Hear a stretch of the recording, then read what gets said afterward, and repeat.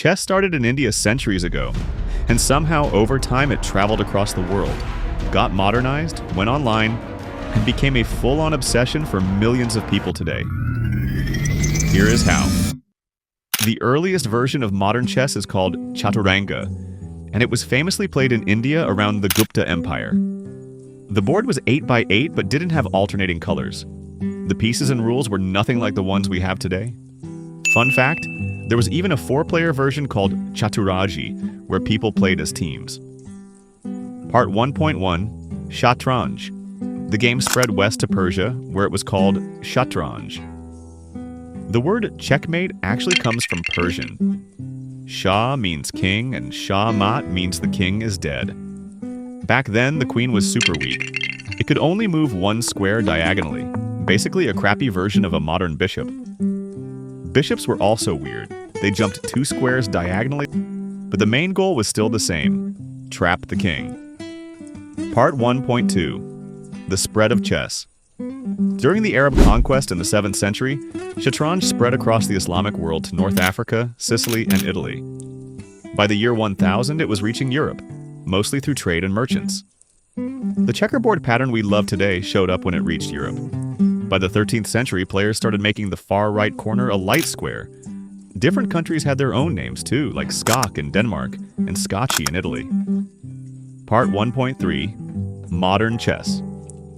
By the 15th to 16th century, Europe started speeding up the game. The queen became way more powerful, the bishop could move long distances, and new rules like castling, double pawn moves, and en passant appeared. Chess became faster, more strategic, and way more fun than the slow, boring positional Shatranj. Part 2, The Rise of Modern Chess. By this time, chess rules were almost the same as today, but chess notation, tournaments, and the ELO system weren't around yet. Part 2.1, François-André d'Annican Filidor. Filidor was a French composer and chess player, and basically the best player of his age. His book Analyse du jeu des échecs was the standard chess guide for a whole century. He also has a chess opening named after him, the Filidor opening, which is solid but kinda passive, and the Filidor position in endgames.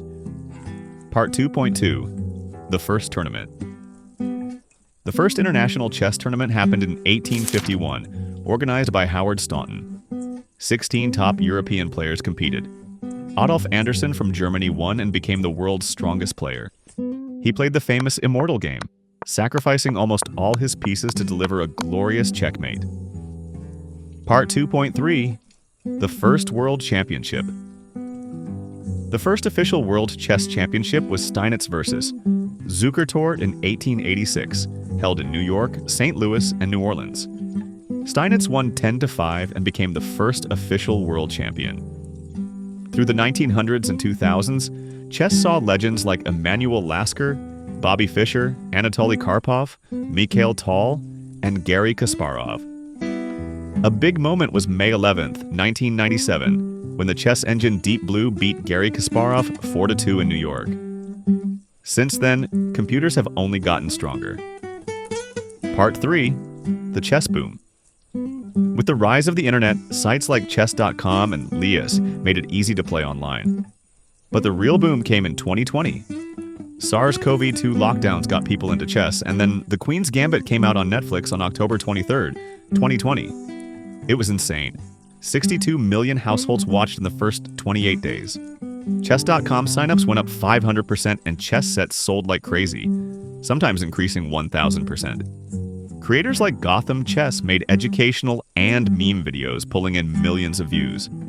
Chess even became meme culture, like bro hung his queen or he missed back rank. Part 4, How the Internet Changed. Chess Forever. Accessibility. Chess used to be an over-the-board game. Now, you can play anywhere, literally sitting on your toilet. Just grab your phone and Wi-Fi and you're good. No board or opponent in front of you needed. Learning. Before, learning chess meant books, coaches, and practice boards. Now, if you keep blundering, just search YouTube, solve puzzles on like chess, and instantly see hundreds of ways to improve. Chess engines. Ever look at an evaluation bar? That's a chess engine showing who's better. Engines calculate every move and opponent response super fast, assuming perfect play, then suggest the best moves. They've gotten so strong that the bots in your phone could beat Magnus Carlsen every time. Well, I hope you enjoyed this video and learned something, and if you liked it, then be sure to actually hit like and subscribe, since it really helps me out a ton. And as always, thanks for watching.